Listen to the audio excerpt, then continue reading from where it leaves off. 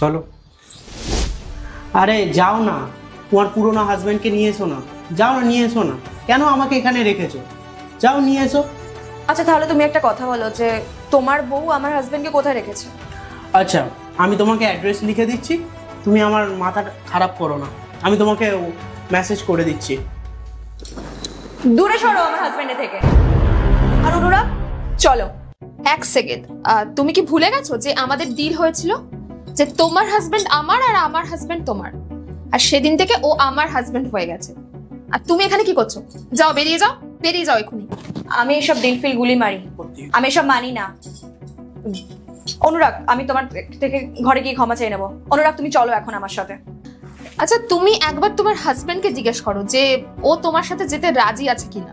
অনুরাগ, আমি তো তোমাকে ভালোবাসি, আর তুমি চলো আমার সাথে, ফিরে চলো। তুমি যাবে তো আমার সাথে?